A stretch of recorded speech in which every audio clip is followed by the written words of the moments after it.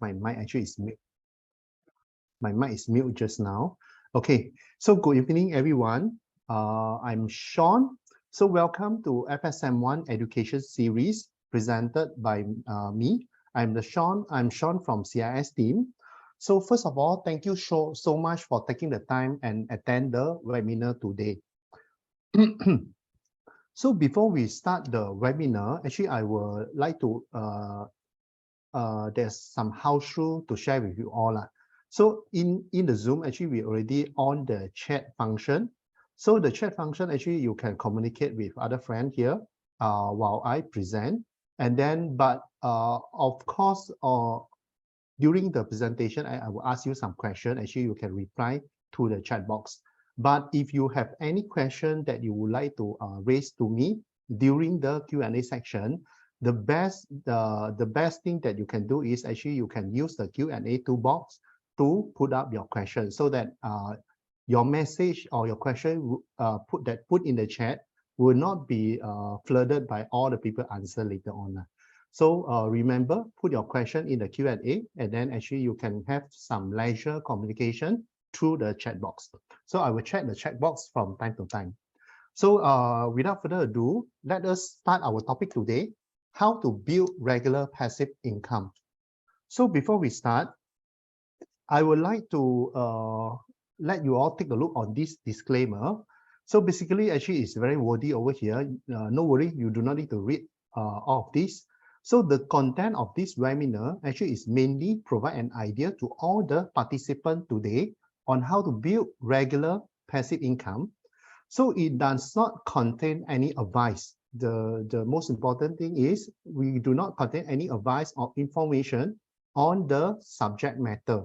So all the example, that investment tools that provide later on, or maybe the stock name or the bond name that provide later on, actually is meant for illustration purpose only and to showcase you how the things are working for the strategy. So before you make any investment decision, this is very important. Please seek professional advice from our CIS team.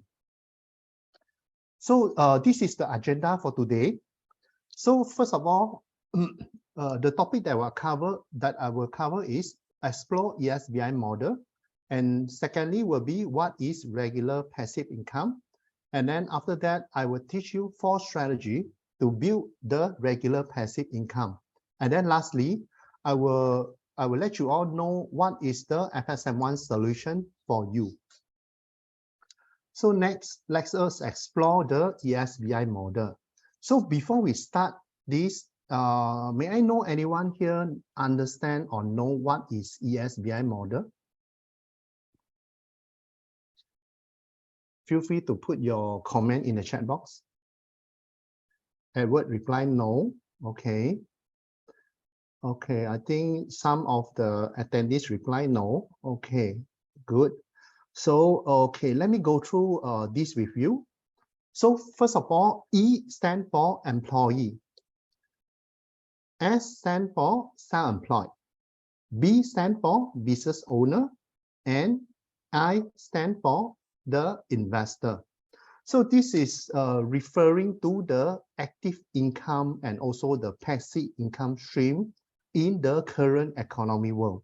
So today I would like to showcase you, before we start the whole webinar, I would like to let you know and understand what is the different type of the active income and also the passive income.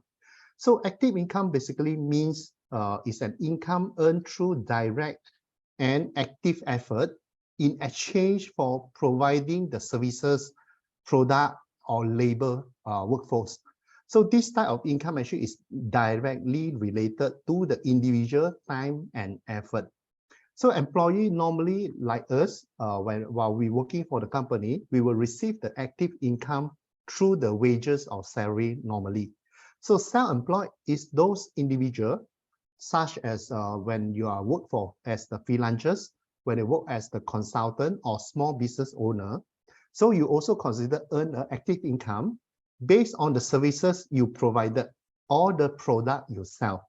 So active income actually require ongoing effort and time input for the individual in order for you to maintain and sustain or grow the income stream. So when the person stop working, which means actually the income, the active income, it will be definitely stopped or it will be significantly reduced. Whereas for passive income is the income generating with a very minimal or no active effort on the part of individual. So it can be the money earned from an investment or an business venture where the person is not directly involved in the day-to-day operation. So passive income stream, it will continue to generate revenue even you is not actively working or even when you are still sleeping. So in the ESBI model, passive income actually align with the B business owner and I investor quadrant. So under business owner is the one that who has the established system and processes that operate without their constant involvement that can able to generate the regular passive income for them. So investor, whereas for investor, is the one who has the investment asset in different various investment tools, for example, like real estate, stock, bond, or businesses that can able to generate them the regular income without require an active management, also consider is earning the passive income. So in summary over here, the ESBI model distinguish between this passive income and the active income and emphasizing the importance of building passive income stream to achieve the financial independence. So if you would like to achieve the financial independence, what we need to do is actually we will need to think of how to move our income from active income to passive income. So in this particular world, 95% of people actually is fall under ES, employee or self-employed, while only 5% of the people are fall under B and I. So why is it so? Because the school actually teach us how to become the best in become the best in ES only, but do not tell us how can we improve ourselves to the category of business owner or investor, so that we are able to have the regular passive income to cover our expenses, so that we are able to enjoy the real freedom. So the next topic will be, I will share with you what is regular passive income and what exactly it is. So if you refer to this particular slide, the passive income actually is a regular cash stream of income that require, the keyword here is little or no daily effort to maintain it. Meaning to say, even when you are still sleeping, you are able to generate the income as well. So it also does not come from your former or active employment, either full-time or on contract basis. So and regular meaning here, the regular passive income meaning here is the income that you are able to receive at the fixed interval, be it monthly, quarterly, semi-annually, or annually. So on the right hand side, actually this is the quote from one of the very famous author. So you will become financially free when your passive income exceed your expenses. So look at this particular quote. Basically, the component here is either you need to figure out how to increase your passive income, or on the other way, you have to figure out also how do you cut your unnecessary expenses. But in this particular webinar, I will not teach you how to cut your expenses, but the general one will be what you can do on cutting your expenses is you can list down all your daily expenses or weekly or to monthly. So once you record down your daily expenses, actually you have the chance to review it. When you review the expenses that you spend every day, actually you will find out that actually a lot of expenses actually is unnecessary. Meaning to say you are able to cut it, and then what you can do is when you review it and you are able to remind yourself and think of before you spend. So it will help you to cut down the unnecessary expenses in future. So the two components here is if you want to be financially freedom, then you need to have the passive income that able to cover your daily expenses. So the amount, it could be vary from individual, each of the individual. So now we already understand the importance to create the regular passive income for our financial planning. But for the general layman like us, like me, I'm the employee. So I have the job with the company, Fund Supermart. And then, but what is the easiest way for us to do that? So in order for us to transform from E and S to B and I, so the answer actually definitely is you become an investor. So how to become an investor? Very simple. You just need to invest your additional money, invest your asset money. So let me teach you how to do that. But before we proceed for the strategy, let me share with you how much capital actually you will need it in order for you to generate the regular passive income during your retirement age. So you will notice that under this particular table, if you want to generate just, for example, if I want to generate a 50,000 passive income per annum, it's only equal to maybe 4,000 per month. So what is the capital I need for a investment return of very conservative investment return of 5% per annum? So the capital I would need here actually is 1 million. So is it the amount is a lot, right? So that's why we have to start to save and invest our money when we are still young. So we will need to, because we will need to accumulate the nest egg as much as possible, meaning to say the capital that we need so that we are able to retire comfortably. So, okay, just now I mentioned that I want to retire with a passive income of 50,000 per annum. But I believe that actually 4,000 per month actually is not enough for a family right now. So if I want to increase my passive income, meaning to say if I want to have a more comfortable retirement life, if I want to increase my passive income to maybe 100,000 per annum, then this is that much capital that we need. We need 2 million kind of capital. But do you already think about it?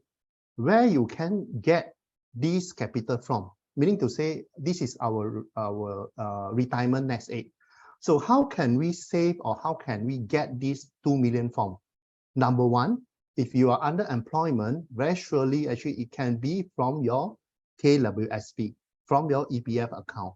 So EPF account actually it will help us to contribute most of our capital needed during our retirements. Number two, secondly, it should be come from your investment, meaning to say that as additional cash that actually you start to save or you start to invest right now.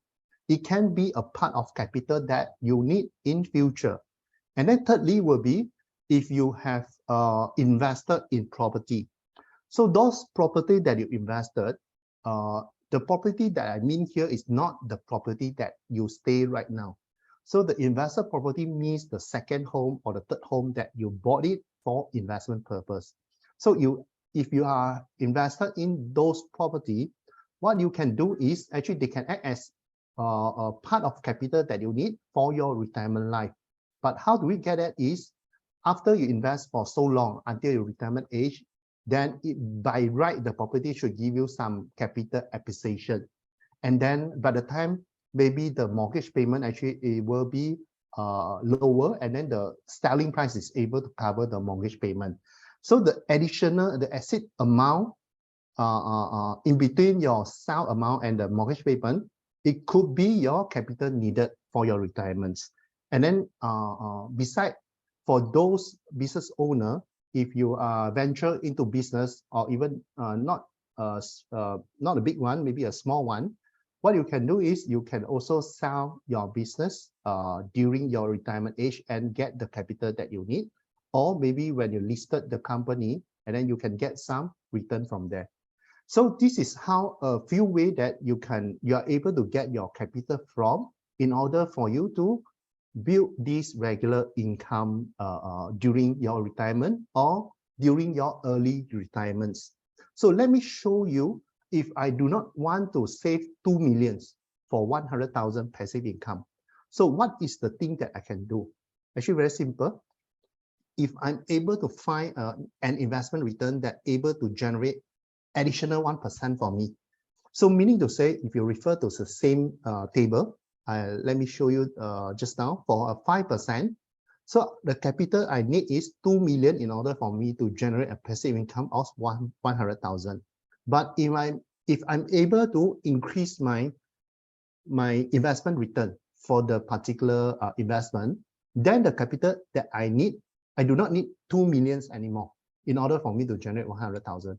I will need lesser amount, 1.67 million, for example. So if I'm able to further increase the investment return to 8%, so in order for me to generate 100,000, actually the capital that I need is even lower. But of course, there's something that you will need to take note, which is if you invest in higher return investment instrument, of course, the risk that associate with the higher risk investment, actually it will be there. Meaning to say higher return, it will come with higher risk. So when it comes to our retirement life, actually we have to identify our own risk tolerance, whether what is the kind of the return or the risk that we are able to take, so that we are able to plan the capital that we need accordingly. So thirdly, let me share with you the 4 strategy how to build the regular passive income. Of course, there are many other ways or many other strategy that you are able to create the regular passive income. If I simply Google Google it, I get some idea from the Google, which is like creating an apps, create a blog, or create a YouTube channel, gain the royalty by the intellectual property that you created. But those are actually quite, it will require some kind of skill or some kind of knowledge in order for you to do so. But today I will focus on how you can get regular passive income by investment, by investing your additional money, investing your asset money, and then from there we learn how to let your money work for you. So first of all, if you refer to the first strategy will be the rental property. So rental property, I think a lot of us, we know, we buy, invest in a property and then rent out the property. So this strategy actually it can be leasing out and residential or commercial property to tenant in exchange for the regular rental payment. So the benefit, of course, is from the rental income. So the rental income, actually you are able to receive the monthly rental income from this particular strategy. So this particular income stream can be used to cover most of the mortgage payment, property expenses, and also provide a surplus to investors sometime. So the potential capital appreciation over here means the real estate property also has potential to appreciate over time. So it will increase in their market value. So property owner actually can benefit from capital appreciation and creating an opportunity for long-term wealth building. So the third one will be leverage. So leverage here, actually, it can be benefit and it also can be disadvantage. So real estate property, as we all know, you can buy, I think seldom people can buy it through cash. So it have to be combination of your personal fund, maybe 10 or 20% of your personal fund, and together with the borrowed capital, which is the mortgage from bank. So leverage here means actually you are allowed to borrow the money and invest.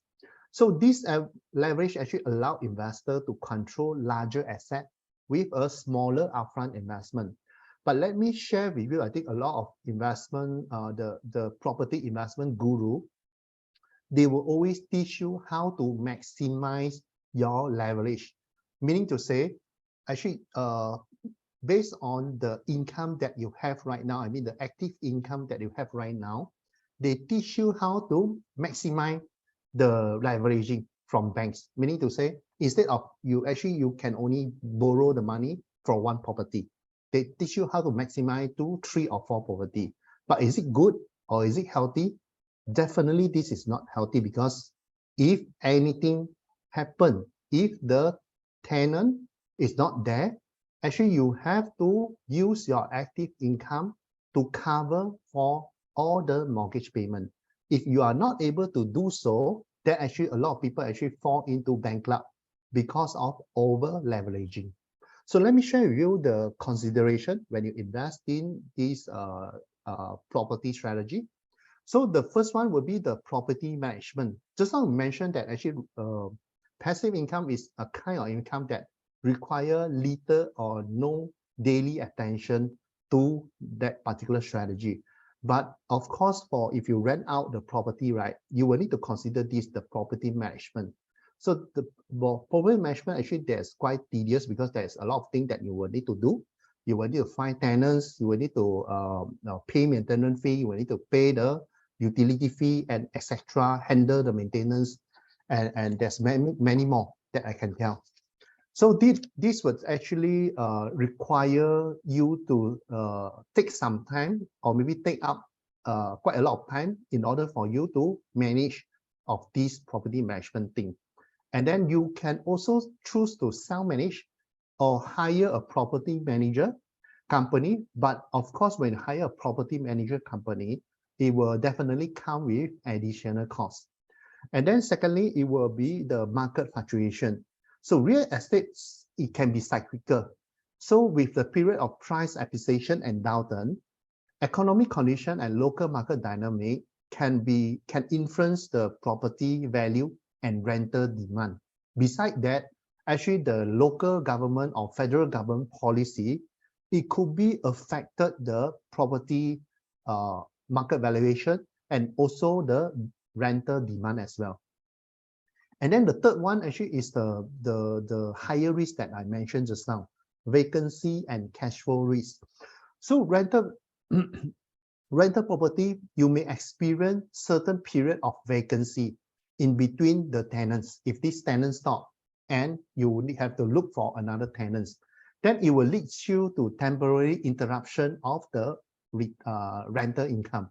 So investor, when you invest in this particular strategy, you should account for a potential vacancy and maintain sufficient cash reserve.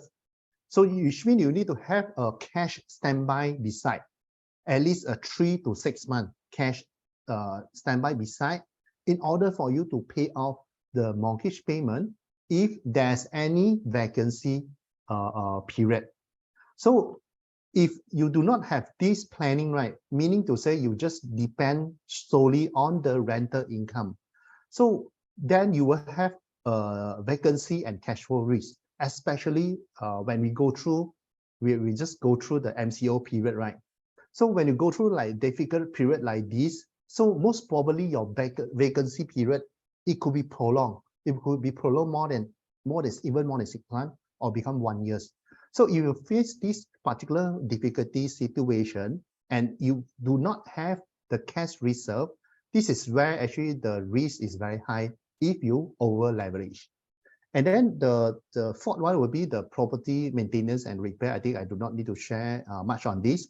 Then liquidity also, it will be one of the consideration as well, because when it comes to property, liquidity actually means how fast we can turn the investment into cash. So for property investment, right, when you want to sell, actually you will need to find a buyer. So it will take some time. And then after even you find a buyer, you will need to go through the processes in order for you to transfer the ownership. And then that processes could easily take you a 3 to 6 month period.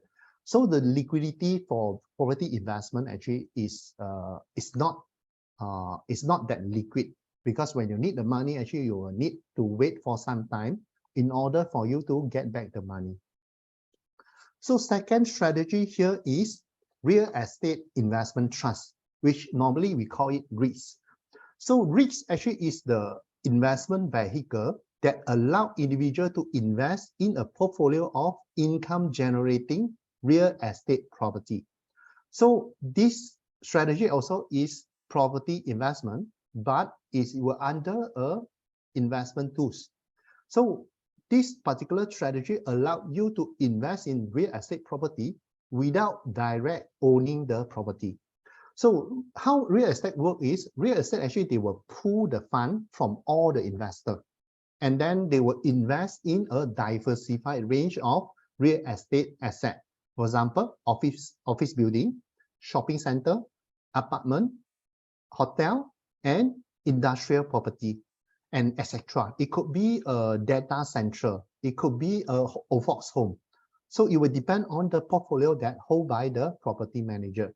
So they are listed and traded in the stock exchange. So it makes them actually it become a very liquid and accessible way in order for the investor to invest in real estate. So the benefit here is it could be you can, when you invest in REITs, actually you are able to generate the income through the rental payment from the property. So the REITs property manager, how you can get the rental income is by the way of dividend payout.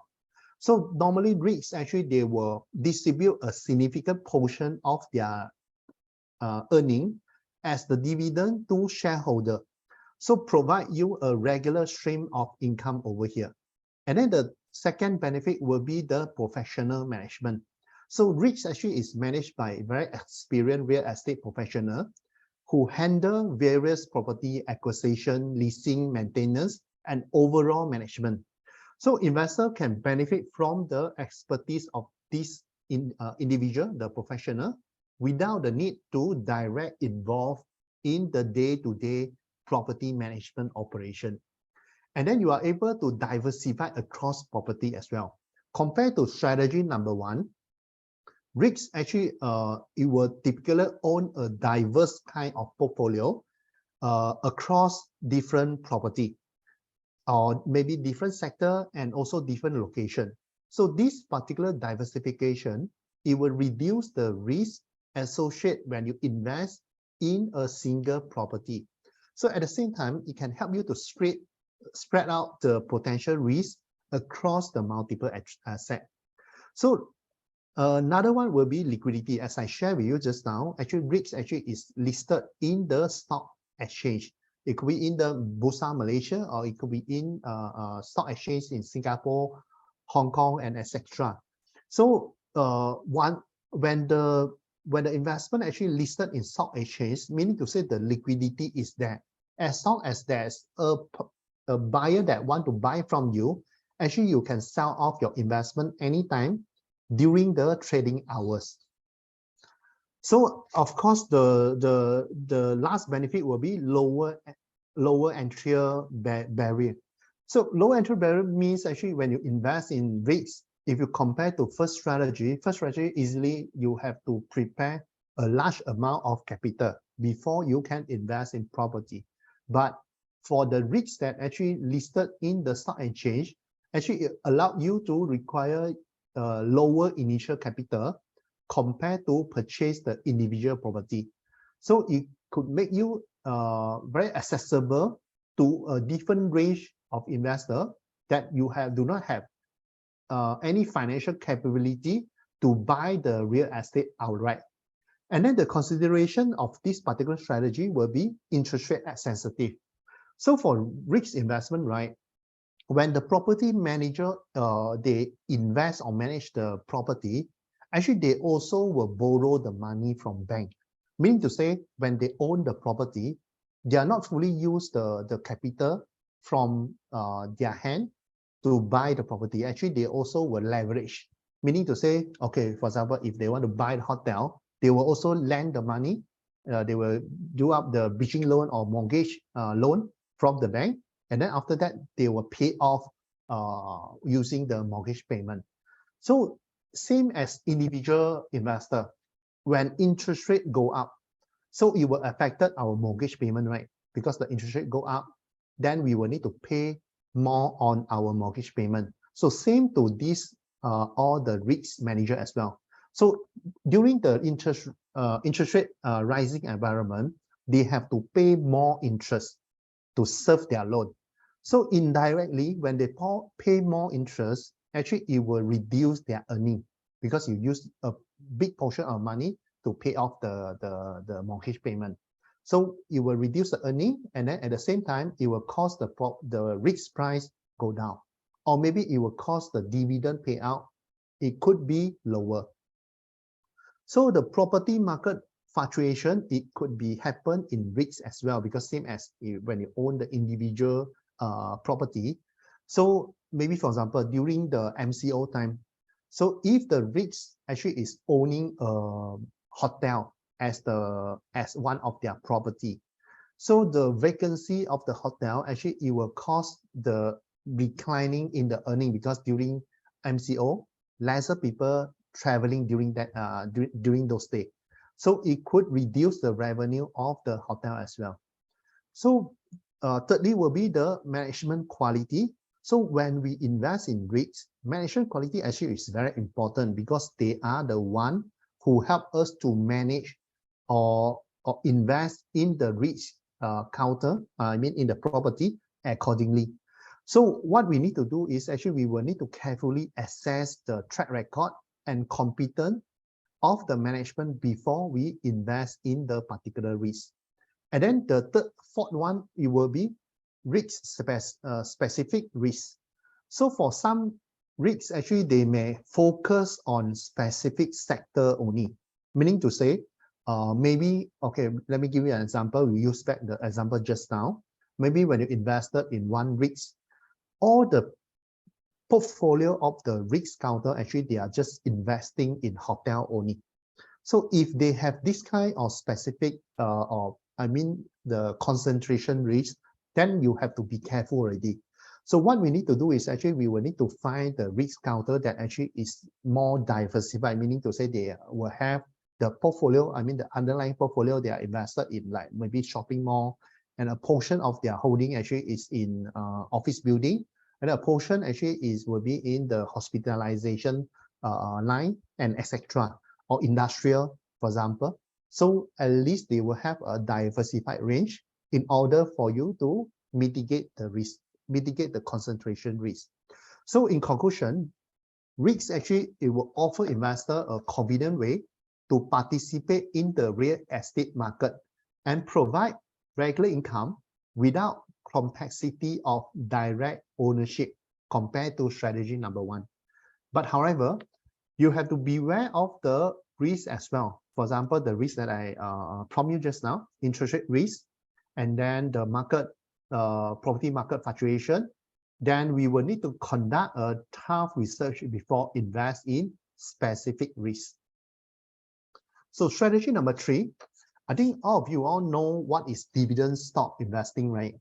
Dividend stock investing actually is a strategy where investors focus on purchasing the share of the company that regularly distribute the income, regularly distribute a portion of their profit as the dividend to investor. So the dividend are typically paid in cash, providing you the income stream. But the particular dividend payout, right? It can be also some of the dividend stock company, they allow you to reinvest them. So if you reinvest the dividend, you can reinvest for the potential long-term growth that able to help you to generate the nest egg faster. So the benefit here is you will get a consistent dividend payment, definitely from those good dividend stock company. And then for those good company, you will have the potential for dividend growth as well. Meaning to say, if the company earning is good, they will continue to increase the dividend payout ratio. And then the compounding effect, it will happen when you reinvested the dividend that you receive. So the stock price, okay, the stock price of dividend stock, generally it will be relatively stable if you compare to growth stock. So because normally those companies that able to pay you consistent dividend, actually they are considered a very big or very established company already. Therefore, they are able to pay you the consistent dividend. Therefore, during the market downturn time, generally those bigger company or the blue chip company, they will be the pricing, I mean, the stock price, it will be relatively more stable. So, and then at the same time, it will provide you the income in any market condition. So meaning to say when during market downturn time, you are still receiving the dividend payout. So this dividend payout actually can be as the cushion for your stock price losses temporarily in the short run. So one of the strategy here is when you want to invest in dividend stock investing, you have to hold it for long term. Meaning to say, the one fluctuation component here is the share price. Because even the company pay you the regular dividends, but the share price can be up and down. So how can we mitigate that particular risk is we have to invest constantly. Means we can regular invest back in the same dividend stock in order for us to average the pricing. So the consideration here when we invest in the dividend stock investing is the number one, dividend cut. So by right, most of the dividend company, good dividend stock company, actually they tend to provide you a very consistent dividend payout. But sometimes during economic challenges or during business difficulty, it may lead to dividend cut for some particular company. So meaning to say, if the earning is not good, or maybe there's some disruption during the economic downturn, they might not able to pay you as much as dividend compared to previously. So meaning to say the dividend payout is not certain. It could be affected by the market volatility. And then at the same time, the consideration that you need to take note here is the market volatility of the share price. So just now I mentioned, actually you can mitigate that by using the regular saving plan, meaning to say invest regularly. And then thirdly will be the diversification. So sometimes, most of the time when investors invest in dividend stock investing, right, they tend to forget about the diversification. Because some of the I realize some of the investors actually they think that dividend stock, which is the good dividend stock, normally they will pick banking stock, because banking stock is able to generate quite high dividend yields, and then they just concentrate on one bank, or maybe concentrate on a few bank counter only.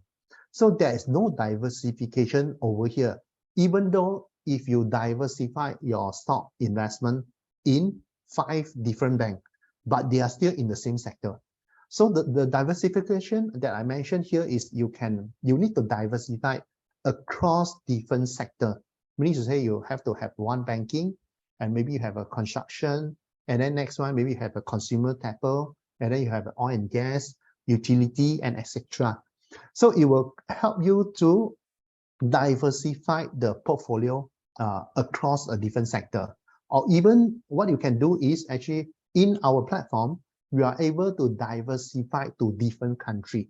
So meaning to say when you come to dividend stock investing, instead of just buying into Bursa Malaysia, you can also consider Singapore. Because Singapore actually they have quite a lot good dividend stock as well. So you can diversify, you can buy some Bursa and buy some Singapore dividend stock to diversify your portfolio. And then at the same time, the interest rate sensitivity is not that applicable. I mean, not that heavy in the disadvantage over here. I will not explain further. So the strategy, if you adopt this particular strategy, dividend stock investing, what you can do is you should exercise due diligence, focus on the company with a history of consistent dividend and strong fundamental. So, and also the diversification that I mentioned just now. So the two things that you need to consider is when you adopt this particular strategy, diversification is one of the key. And then the other key will be long-term perspective, long-term investment. So meaning to say, when you invest in this, actually you have to keep the dividend stock for long term and invest regularly. So this is where you can mitigate most of the risks that come from the stock price fluctuation. So when you invest regularly and hold for long term, it will mitigate the risk of the stock fluctuations. And then thirdly, and then the last strategy will be bond investing.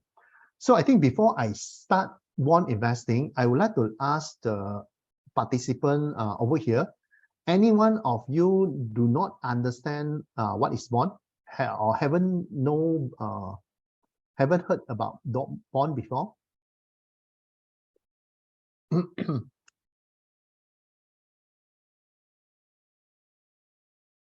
Actually, you can reply in the chat box now. I think based on my experience, actually, I think a lot of people do not really understand how the individual bond work, because a lot of people only know what is bond fund. But what if the strategy that I mentioned over here actually is bond investment itself, meaning to say you own a bond.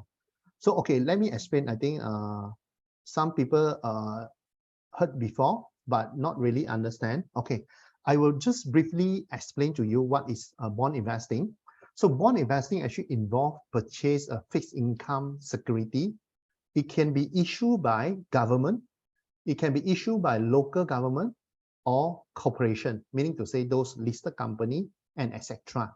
So bond investing is the debt instrument that pay you a fixed coupon payment on the fixed interval. So they will return you the principal amount during the maturity. Okay, very simple. You just imagine that today I am the lender. I lend money to government, or I lend the investor itself. So if I am an investor, I lend the money to government, or maybe I lend the money to the company. So when you lend the money to the company will give you the interest, right? So they will promise you, okay, Sean, so you lend me 100,000, I will give you 5% interest per annum. And then my loan tenor will be 5 years.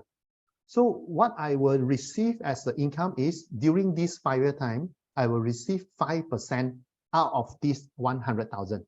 So every year I will receive 5,000, 5,000, 5,000. And then at the end of the day, when the bond maturity in the 5-year time, what the company will do or the government will do is they will pay back me my principal. So they will, hey, Sean, this is 100,000 that you borrow me, then I will give back to you. So this is how bond works, actually quite simple. It's like a loan, and then but under bond, instead of we borrow the money from bank, now actually we lend the money to the company. So very simple, right? Everyone know, everyone understand. So the benefit here is when you invest in bond, you are able to receive the fixed coupon payment.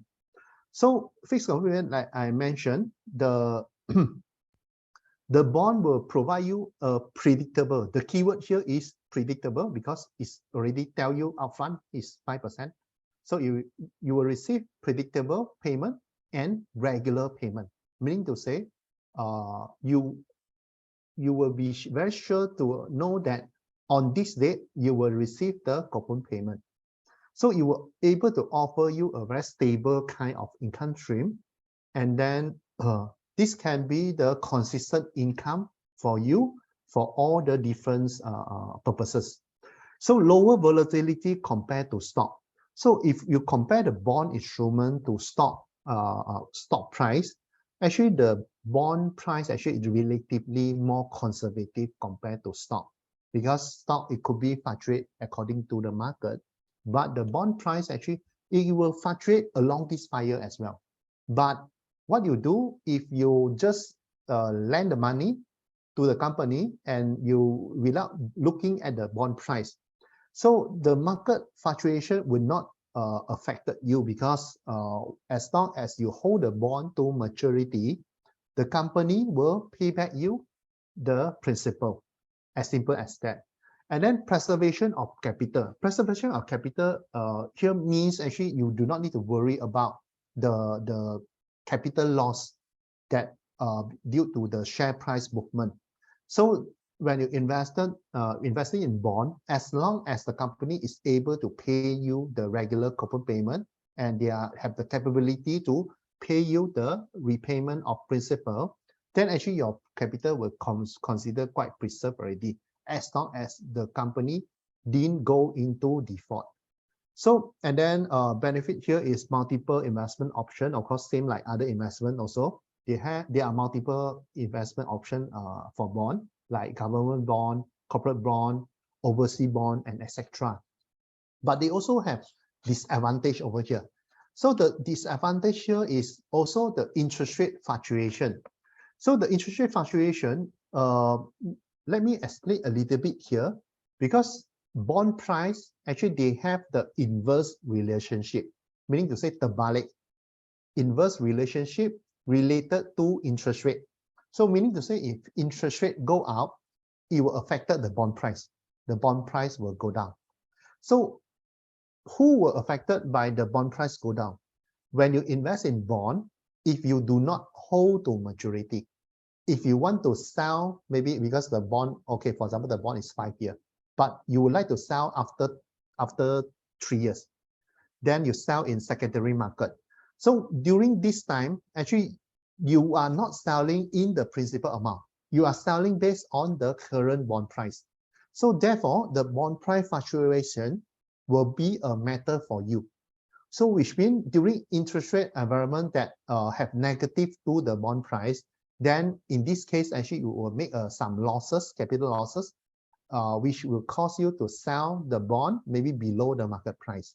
So this is how interest rate fluctuation can result in the capital losses for you. If you sell the bond, if you didn't hold the bond to maturity, but if you are able to hold the bond to maturity and the company pay you the principal, then this particular risk can be mitigated. So when you invest in bond, the bigger risk here actually is the credit risk. Credit risk means the risk associated to the credit rating or the creditable of the company that you invest. So meaning to say when you invest in bond, the most importantly will be you need to pick a good payer. So you need to make sure this company is able to pay back you regularly and is able to repay you the principal during the bond maturity. So actually the logic or the common sense actually is very simple. It's just like when you want to lend the money to your friend. So you also need to make sure your friend got proper job so that you can make sure that this friend actually can pay back you the money. And then secondly, you have to make sure that this friend that you want to lend the money to, he do not have any other borrowing with your friend. If this particular friend has a lot of borrowing out there, then actually you have to think twice already whether I still want to lend him the money or not. Because if I lend him money, most probably there is the chances that I'm not able to get back my principal because he have to repay so many debtors, so many people before he can repay back the principal to me. So this is some tactic on the bond selection. So as simple as that, we need to figure out whether this particular company is able to pay back me or not, then whether it's worth for me, this particular interest that they promise is worth for me to lend the money or not, as simple as that. And then the liquidity consideration. The liquidity consideration here is generally for each one bond, it will cost 250,000 in market. So in general market, when you want to buy bond, you need to buy from investment bank. So one lot is 250,000. And then for government bond, it can be as high as 5 million one lot. But in FSM1 platform, actually the liquidity consideration, it can be reduced or mitigated because we have a bond platform over here, and then we have our own market maker team to market maker the bond stock for you all. So what we do is actually we will buy the whole lot and cut into a small pieces and sell it under the Bond Express platform in our company. So the liquidation, actually the consideration will be lower compared to you buy a whole lot bond, because when you buy a whole lot bond, you need to find another buyer that want to buy 250,000 one lot from you. That will be quite difficult. If the bond, actually the company is very good, the credit rating is very good, then actually the liquidity will be there. But if the bond, like we always see the news nowadays, like Country Garden, so a lot of bad news on Country Garden, right? So it will cost, if you own the Country Garden bond, the liquidity will not be there, because if you want to sell the Country Garden bond in the market, no people want to buy from you, because the credit rating, or they already have issue on the company itself. So that's why the liquidity consideration, it will be happen to those problem company. Okay, so this will be the strategy that I share for you tonight. Okay, Hannah. Okay, so this is a summary. So the summary of 4 different strategy. Potential regular income, you can refer to the chat. You can refer to the table over here. Moderate high.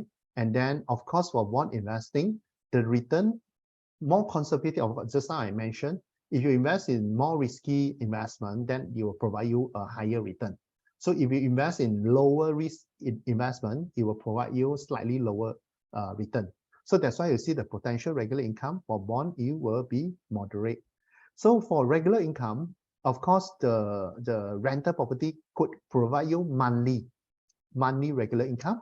And then for these 2 strategies could provide you semi-annual or quarterly. And then for bond itself, generally for Malaysia bond, it can provide a semi-annual income.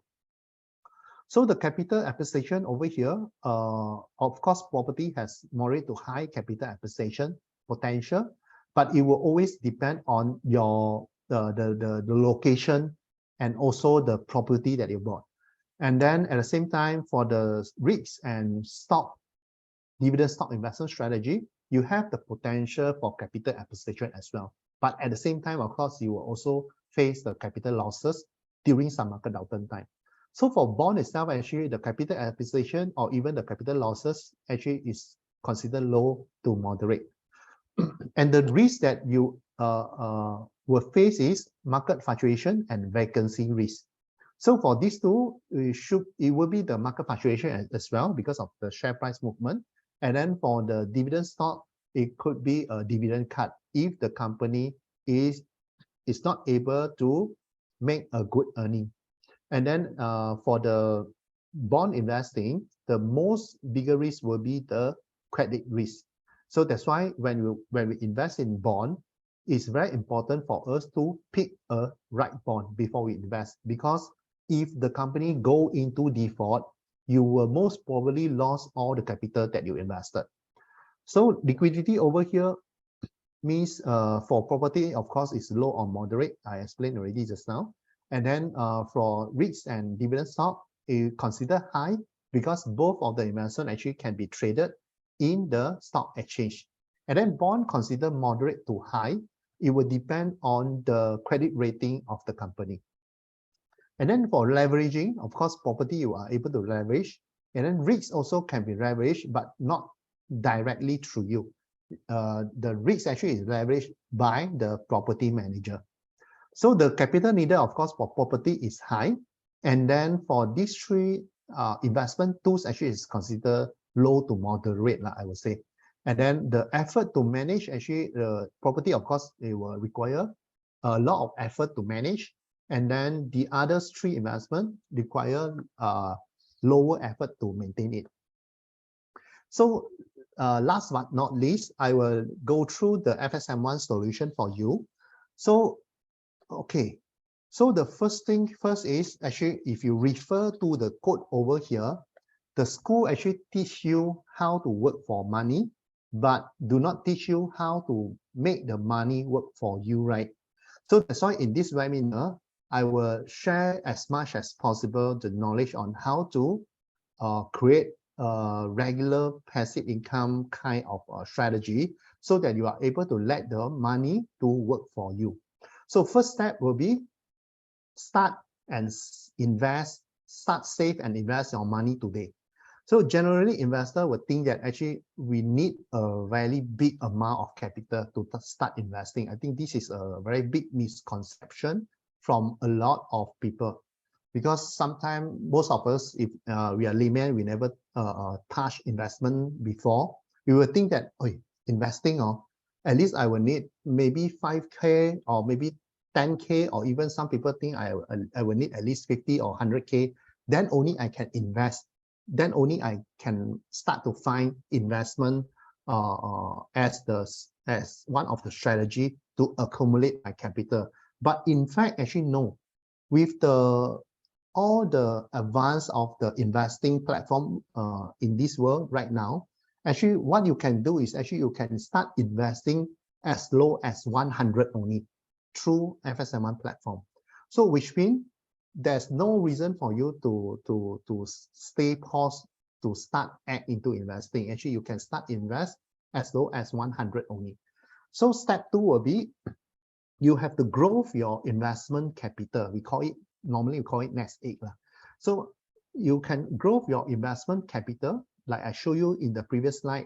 What is the amount that you need to keep in order for you to have a very comfort kind of retirement life? So grow your investment capital over time so that you can increase your passive income versus your active income. So third step will be identify and invest in the investment option that I shared with you just now. But however, it will not applicable for all the investor outright. So because for some of the investor, for example, slightly younger investor, actually those younger investors, actually they do not need the regular income right now, right? Because they still have active income right now. Their active income is able to cover the expenses and etc. So what is the most important thing that they need to do now is accumulate the nest egg, accumulate the capital. So what for the investor like this, what you can do? So actually you can still pick the strategy or invest in the investment tool that I shared with you just now.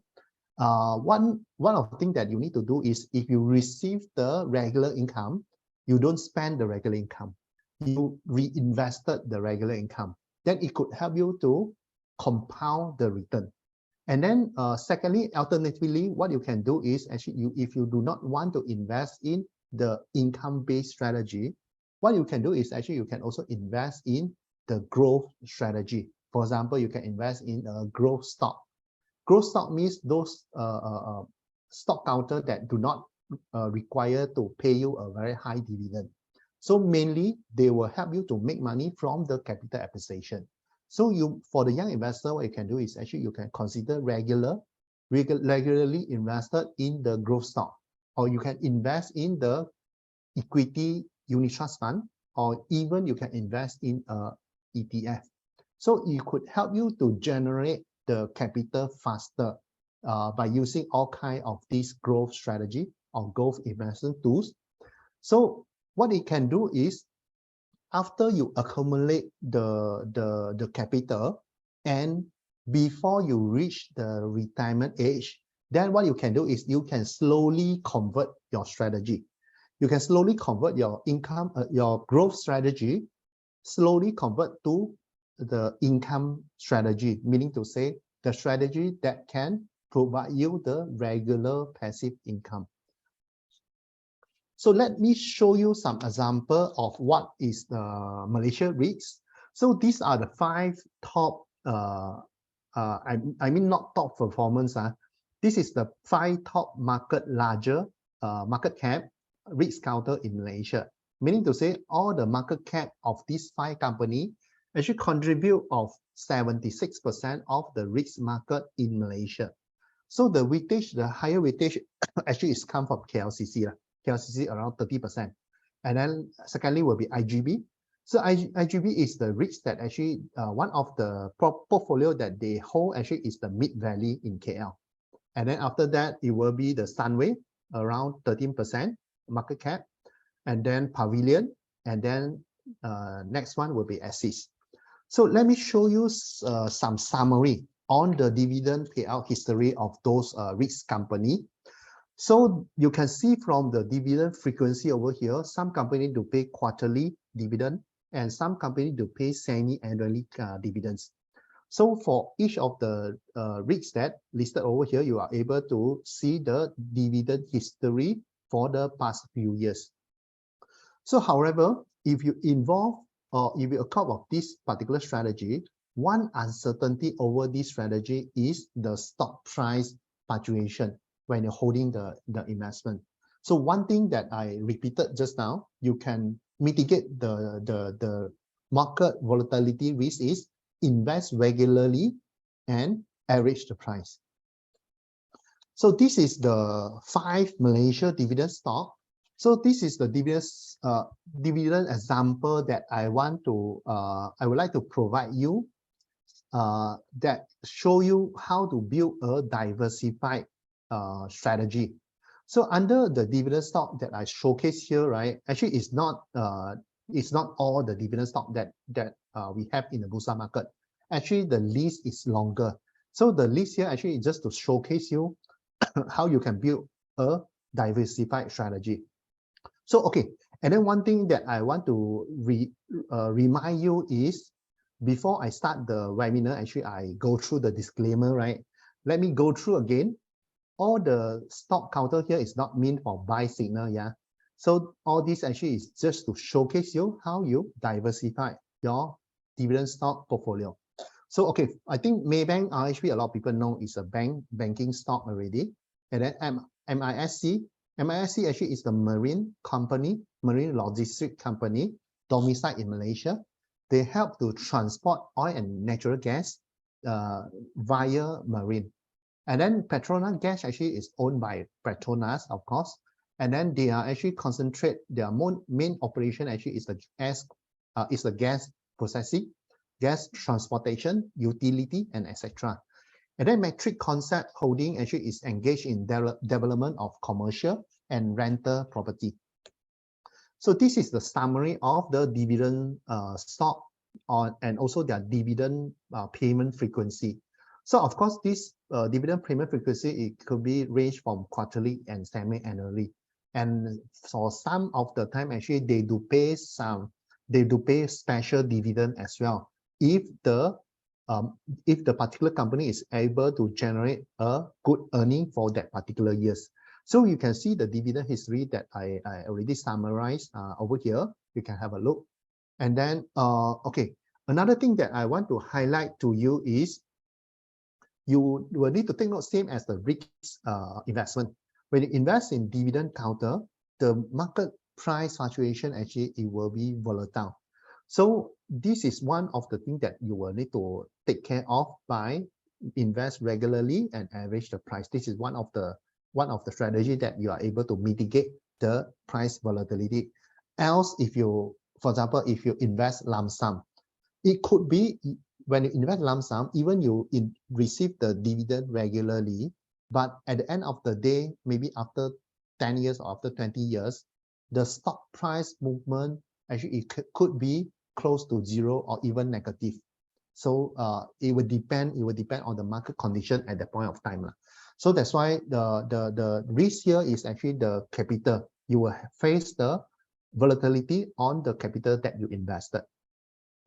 So, okay, and then another thing I would like to highlight is investing in dividend stock is not as simple as just looking at these few things only.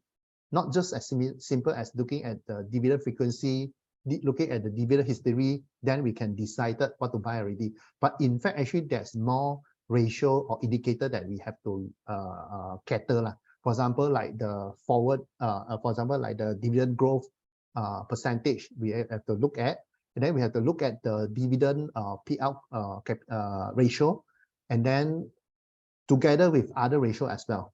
So of course, the monitoring and also the stock picking actually is more complicated than you think when it comes to analyze and also monitor the dividend stock.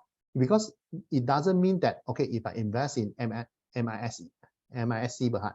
It doesn't mean that MISC Berhad is able to provide me a consistent dividend payout for the next 10 or 20 years. Of course, the stock will shine, or sometimes the stock, actually the performance will be retreat as well. So we have to consistently monitor the portfolio that we have. If we think that actually this particular dividend stock cannot fulfill the requirement, meaning to say maybe the return drop, or maybe the dividend payout actually is in the declining basis, then we have to replace them with another dividend stock. So it will require the ongoing monitoring effort. So the next one will be the bond investing strategy. So actually I couldn't find the Bond Express bond in our platform that able to showcase you. So that's why I print screen. I just print screen the bond IPO subscription that we have recently. So okay, under bond investment, just now I mentioned that actually bond is very simple. It's like you lend the money to the company and then the company pay back to you. Let me give you an example over here. So okay, for example, this MYEG. So how the bond work is for this MYEG company, actually the payment frequency, you can notice that most of the payment frequency is semi-annually, which means every 6 months. And then this will be the tenor of the bond. Some 7 years, some 3 years, and then some perpetual. Perpetual means forever. But however, for this company, for perpetual type, actually there will be a call date. Normally it's every 5 years. The company can decide whether to redeem back or not. If they do not redeem back, then the coupon payment will continue. So it's been perpetual forever. And then most of the normal bond, actually, you will have a maturity period. So for example, if I borrow the money to MYEG, what I will get is I will get 5.335% per annum. So per annum, I get 5.35 for 3 years. And then after 3 years, if I invested 100,000 initially, then after 3 years, MYEG will pay back me 100,000. As simple as that. So this is how the bond investing work. And then let me teach you how to look at bond names. So okay, I just use one of the example, JB Cocoa. So the first one, JB Cocoa, actually is the company name, and then the second one, 5.82% from the bond name here means the fixed coupon payment. So when you see under the bond name, this will be the fixed coupon payment that you will receive, 5.28%. And then this will be the maturity date, November 2025. And then this is the corporate bond. And then this is denominated in Malaysia Ringgit. So at the end of the day, during November 2025, JB Cocoa will pay back me the principal once the bond matured. And then, okay, another important thing that you need to know when you invest in bond is look at the yield for your real return. Of course, when we look for regular passive income, the first thing that we look is over here. Means if I invest 100,000, I'm able to predict my return is 5,820 per year, because this is the coupon payment, fixed coupon payment that promised by JB Cocoa. But what is the real return that I get from this particular bond? Actually, we have to looking at the yield. Yield actually means your average return per year. So in our website, actually, we will show you the net year to maturity. Net year to maturity means if you hold the bond to maturity, this will be the net return that you will get. Why the return actually is lower than 5.82? Because you will receive a fixed return, means a fixed coupon payment of 5.82. Why the real return actually become 4.75? Because it will associate with the bond price. Just like I mentioned that bond price will fluctuate as well, right? So generally, when bond go into IPO, the pricing here, it will be 100. 100 means 100%. So in this case, if I buy this JB Cocoa using this price, 101.5, meaning to say for every 100,000 that I buy, I will need to pay additional 1,500. Meaning to say I need to pay additional 1.5 million. 1.5%. So this 1.5% actually is the additional premium that I pay in order for me to buy this bond. So if I buy the bond in premium, therefore it will affect my return because I'm paying 100,000 and 101.500 to buy the bond. But at the end of the day, when it comes to bond maturity, JB Cocoa will only pay back me 100,000 only. So that's why outright I lose out 1,500 because I pay the bond in premium. So that's why it will reduce the return, the real return. But you need to remember that actually you will still receive the same coupon payment no matter what is your yield. Yield just to let you know that what is your average return per year if you buy into this particular bond. So okay, and then another thing is this is the print screen from our website. Just now I do mention that actually we have this Bond Express. So under our company, under our platform, you are able to buy the bond in full lot, which is 250,000, and you are able to buy the bond in smaller lot, Bond Express. It could be as low as 5,000 one lot, or even for retail bond, it can be as low as 1,000 one lot. So okay, let me showcase you how you can utilize this particular bond as an example to provide you a regular passive income. So this is a table that actually I draft out. So I have chosen 3 bonds over here. So meaning to say, okay, you just see properly. This is the UEM company. UEM provide me 5.45% per annum. So just now I mentioned that actually the bond will pay you semi-annual coupon payment. So meaning to say, if I buy UEM, they will pay me on January and also on July. Actually, this is duplicate now. They pay me January and July. So second one, the bond that I put in is Genting. Genting also is relatively safer because they are cash cow company. So that's why they provide lower coupon rate, 4.98. So Genting give me March payment and September payment. And then this is EcoWorld. EcoWorld pay me May and November payment. So if I have a nest egg of capital of 750,000 and I invested 250,000 on each of the bond. So this will be the regular income that I will receive. I just showcase you the real example. So if I buy 3 bonds, then actually I will enjoy the bi-monthly regular payment. So actually this bi-monthly regular payment is predictable because I already know by when they will pay out the coupon payment. And then I also will know what is the amount that I'm going to receive. Therefore, I'm able to plan out my cash flow accordingly. So of course, if you increase, means if you further diversify, I just showcase you 3 bonds only. So just imagine if you invested in 6 bonds, which means actually you are receiving 12 interval regular payment in per annum in 1 year. So even if you invested, you invest in more diversified bond, then if you invested in 10 bond, then you will receive 20 regular income that pay to your cash account. So you can utilize those regular payment to act as the retirement spending or your expenses as a passive income. So what if I'm able to generate more capital when I young?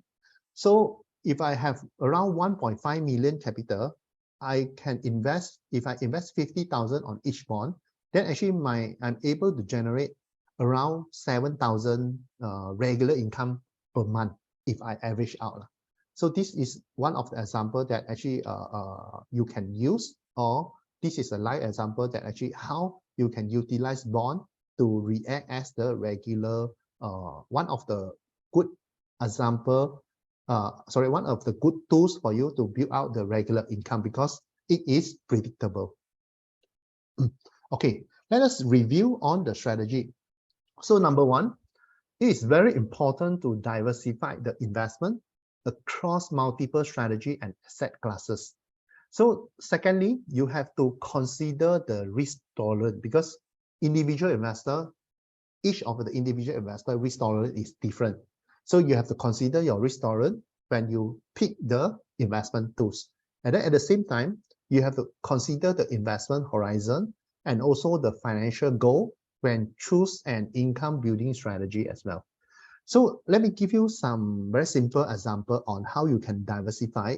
Maybe for young investor, you can invest 40% in REITs, 40% in dividend stock, and 20% in bond.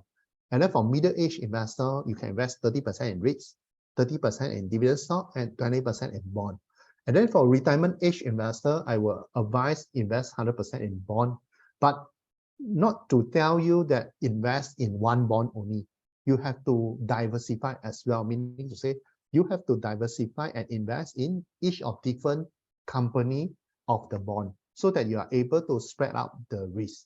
So why during retirement age investor, why is it so I recommend 100% investment in bond? Because bond, you could provide you the capital preservation, unlike the REITs and dividend stock.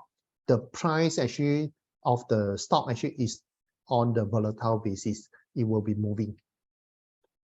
So let us recap of the strategy tonight. First thing first, start investing as earlier as possible. Secondly, increase the investment capital gradually when your active income, because your salary or wages will grow according to the experience that you work in your working environment. So when your active income grows and you are able to control the expenses, then actually you are able to increase the portion that you can save or you can invest for the next age. So try to continue increasing the investment capital regularly. Even every year increase by 100 or 200 per month is also considered a very good achievement already. And then you may also diversify some of the capital to high growth investment instrument. This one actually is applicable for younger investor. So you can diversify some capital to high growth investment instrument and accumulate your next egg faster. Then what happens is when you reach your retirement age, you can switch back to the regular passive income strategy. So the keyword here is diversify. I already mentioned many times, diversify and don't put all egg in one basket, and review the strategy and investment tools regularly, especially when you invest in REITs or the dividend stock. So lastly, sit back and enjoy the regular passive income. So hope the strategy that I shared with you tonight, it will give you some insight on how to build the regular passive income. So that's all for my presentation. Now we will come to the Q&A section. So let me go through the chat box first. I saw chat box, there's some question over here, Johanna. Okay, but allow me to drink a sip of water first.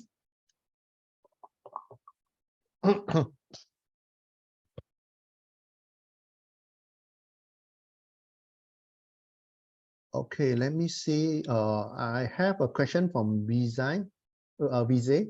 Talking about diversification, why is FSM1 not set up for investing in Indian stock market, which is an emerging market as compared to China, which is no longer welcoming active economy trade? Okay, why we do not have the India stock market yet? Actually, in order for us to apply for the license, actually it will require some time, and then it will also require the approval from the Security Commission. But I do not think that management actually is looking into Indian stock market right now. So that's why I think for now we do not have intention to bring in Indian stock market in our platform yet. But of course, we are having the ongoing effort to add in as much as stock exchange in our platform as soon as possible. So how to judge or analyze good bond with attractive bond yield and low default risk? Okay, actually, how do you judge or analyze a good bond? Actually, it requires a very long explanation. So basically, we have already go through, we have previously done a bond master class, which I think our speaker teach investor how to understand each of everything of bond. So if you are interested, what we can do is actually we can send you the recording link. And then actually we have two recording. One is in English and then another one is in Chinese. So you can maybe later on after the webinar, maybe tomorrow, we will share the recording of the bond masterclass so that you are able to replay it and understand deeply on how bond works and what is the thing that we need to consider when when decide what is the bond to buy. But generally, I can let you know is the safer company that actually you can pick. First thing first, actually is for local bond. What is the sector that you can look at? First one will be bank, because based on the historical, never have a Malaysia bank go into default before lah, touch wood lah. So Malaysia bank relatively quite stable. And then secondly, you can consider insurance company. And then thirdly, you can consider those big company, blue chip company, or maybe the cash cow company. For example, like Genting. Genting actually is a cash generating company, or maybe Nestle, those consumer type of company. So those company that actually you understand, then I will advise you to understand the company before you venture into bond investing.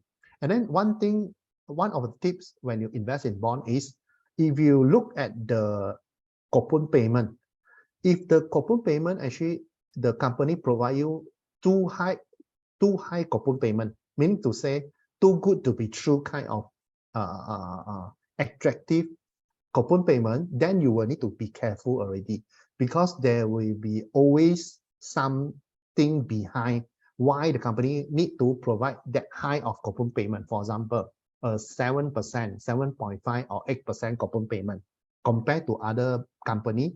Other companies just provide 5 point something percent or 6%. But why this company provide you 8%?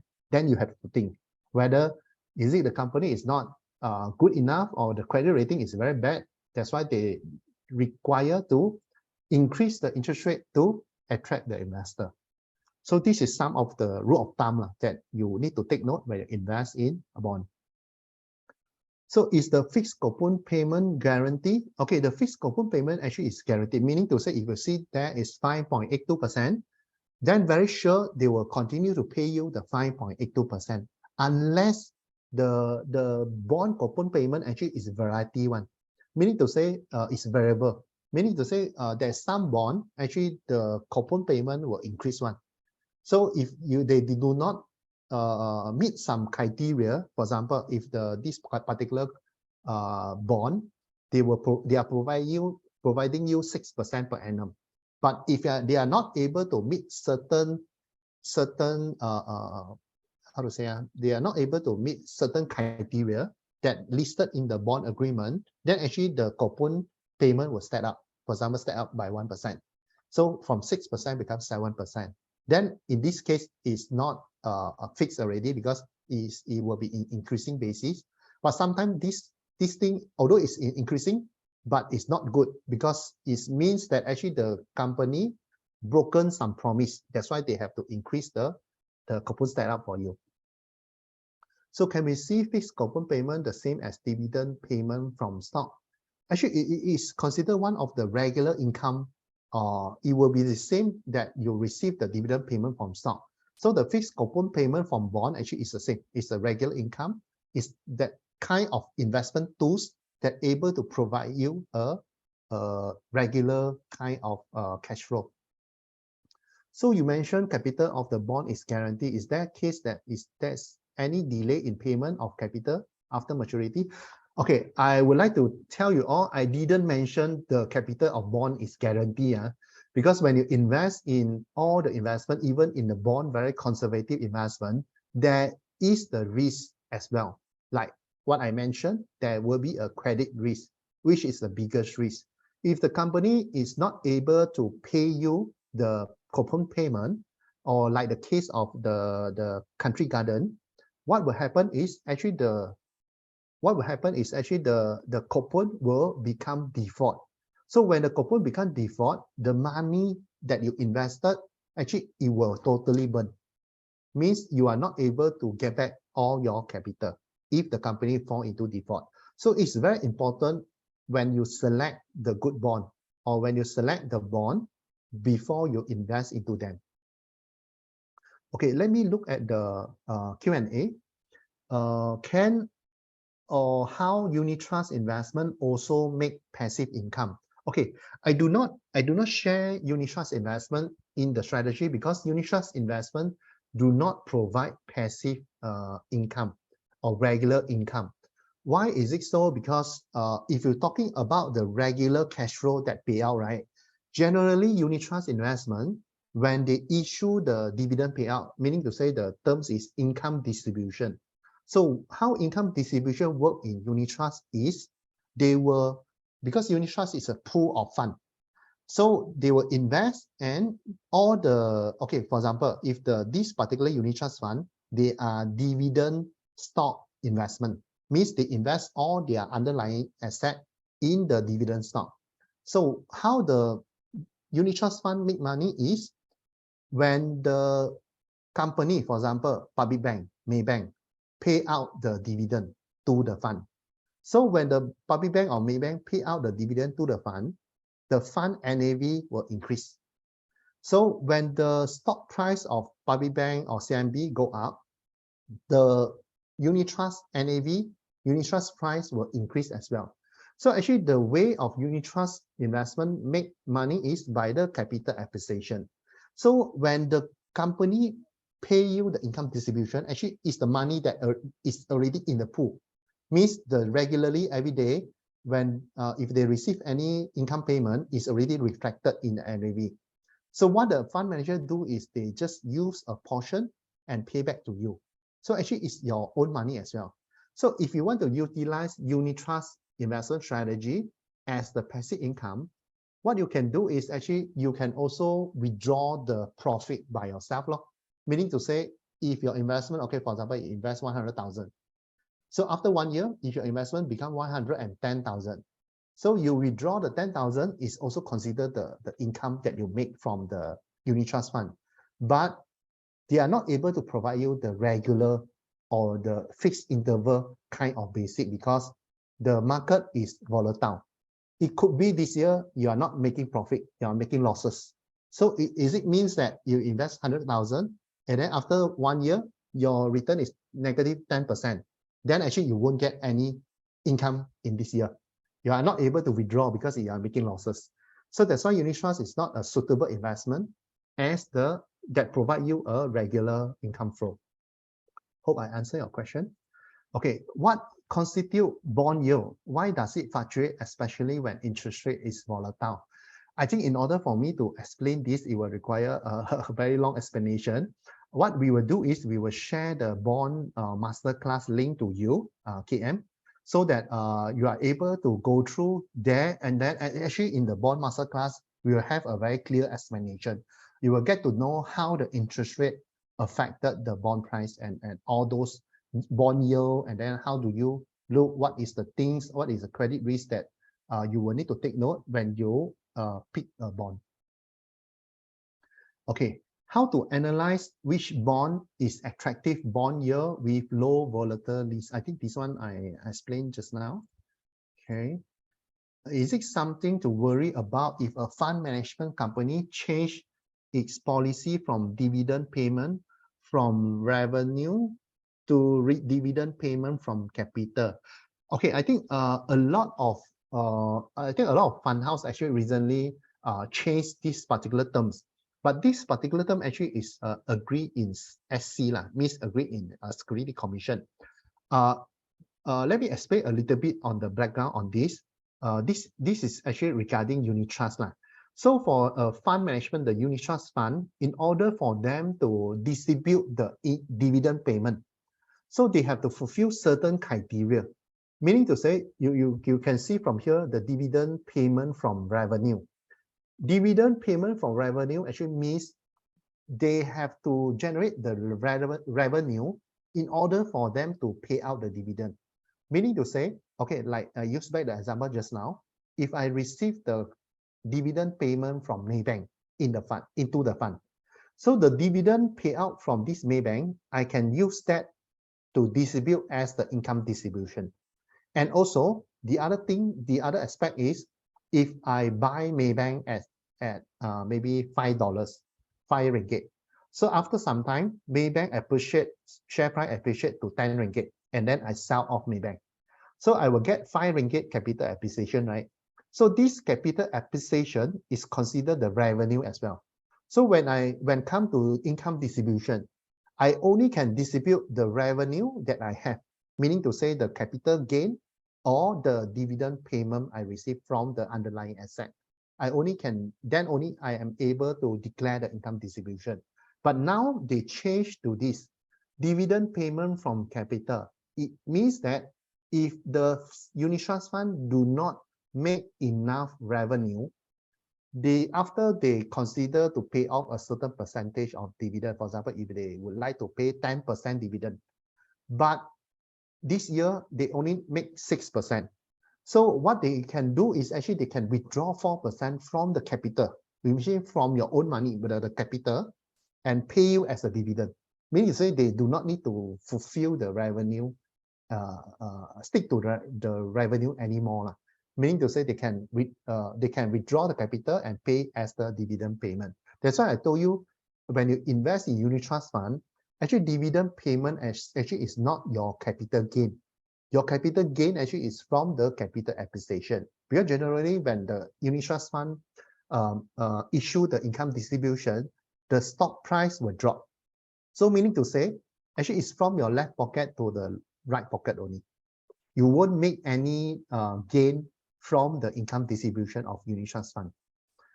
So, okay, I have a question from RK. So in a bond that is perpetual, when will maturity occur? So, okay, when the bond is in perpetual, it means forever. Like I mentioned just now, for all the perpetual bond, it will normally have a 5-year reset date. Meaning you say every 5 years, the bond issuer have the right to recall back the bond. Means, okay, they can decide after 5 years already, they can decide, okay, I decide to call back the loan. I decide to redeem the bond. So then if the company decide to redeem the bond, you will receive back your principal. Else, if they choose to continue, then actually you just continue to receive the coupon payment only. Okay, next question. What is your tips in choosing a good bond? What to look out for? Okay, I think this one also same. I will share you the link. Then actually you can have a look on the bond masterclass to understand more. But generally, those good company like I shared just now it could be from banks, it could be from insurance company. I mean for local bond, banks, insurance company, or those company that actually is able to generate the cash business. For example, like Genting or maybe the other blue chip company. And then I have the last 2 questions. How do we factor in management or platform cost or annual fee in REITs, dividend or bond? Can it be factored in the return on the investment? Okay, how do we factor in all the fee, right? Actually, it would depend on what is the platform that you use. Okay, for example, if you are using FSM1 platform, so the cost for you to invest in the REITs and dividend stock actually is relatively lower compared to other platforms, because we just for Bursa, if I'm not mistaken, we are offering 0.05% on the upfront processing fee only. So the fee actually is relatively smaller. And then if you would like to actually when you invest through our company, right, we will help you to take care and on the fee that you pay. Meaning to say, once you invest, for example, if you buy Maybank, so okay, for example, if you buy Maybank and incurred maybe 20 ringgit as the cost. So under the holding table in our platform, actually we will we will help you to factor in the cost, mean the processing fee, stamp duty that you pay when you invest in stock. Then actually we will add in over the WAC, means the weightage average cost over there. So means we will help you to factor into your cost already that so in your holding.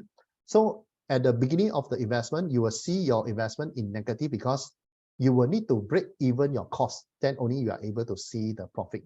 So meaning to say, when you look at our holding, the profit that you see actually is already net off. Is means you already, if you make profit in our in the holding, means you already break even with the price that you factor in the various investment. This one we have to take care already if you invest in our platform. Okay, can share some info about Genting bond. Okay, the Genting bond that I shared just now, right, is just for the illustration purpose only. But if you really go to look into our Bond Express right now, right, we do not have Genting bond anymore because it's fully sell off. And then if we refer to our Bond Express platform, currently, I think we do have a few bonds available in our platform, but not Genting bond. Okay, I think I have answered most of the question already. So okay, I think I have been overrun for quite a lot of time. So last but not least, I would like to thanks everyone attend today webinar, and then good night everyone, and hope we will see you again. Thank you very much.